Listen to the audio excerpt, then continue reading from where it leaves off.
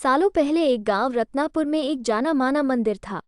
उस मंदिर में रोज एक पुजारी पूजा पाठ करता था। उस पुजारी के पास अपना एक हाथी था जिसे वो अपने साथ रोज मंदिर लेकर जाता था।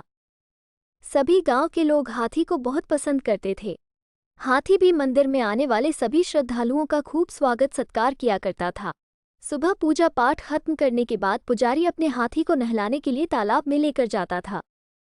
रोज हाथी तालाब में नहाने के बाद घर लौटते समय दर्जी की दुकान पर रुकता था। दर्जी भी रोज हाथी को प्यार से एक केला खाने को देता। हाथी केला खाने के बाद अपनी सूंड से दर्जी को नमस्ते करके पुजारी के साथ घर चला जाता था।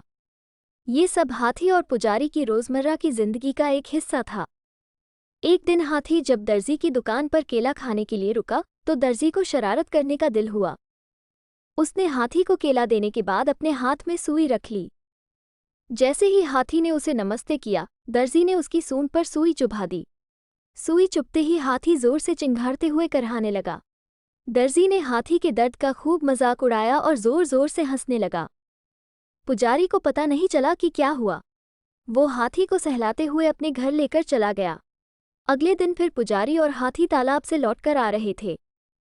पुजारी कुछ दूर रुककर लोगों से बात करने लगा। हाथी रोज की तरह दर्जी की दुकान पर रुक गया। आज हाथी ने अपने सूंड में कीचड़ भर लिया था। दर्जी अपनी दुकान में बैठकर कपड़ों की सिलाई कर रहा था। जैसे ही हाथी ने दर्जी को देखा, वैसे ही हाथी ने उसकी पूरी दुकान पर कीचड़ फेंक दिया। उस कीचड़ में दर्जी तो भीगा ही, बल्कि उसकी दुकान के सीले हुए कपड़े भी खराब हो गए। इस सबसे दर्जी समझ गया कि मैंने कल जो किया था, उसी का दंड हाथी ने मुझे आज दिया है। दर्जी को अपनी गलती का एहसास हुआ और वो हाथी के पास भागकर गया। उसने हाथी से माफ़ी मांगने की कोशिश की।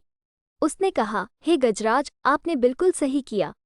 मैंने जो कल किया था उसका नतीजा यही होना चाहिए। हाथी ने दर्जी की तरफ देखा और अपनी सूंड को हवा में लहराते हुए वहां से चला गया। दर्जी को मन ही मन बहुत बुरा लग रहा था। उसने अपने मजाक मस्ती के चक्कर में एक अच्छा दोस्त हाथी खो दिया था। उस दिन से दर्जी ने ठान ली कि वो किसी को भी मजाक में भी नुकसान नहीं पहुंचाएगा।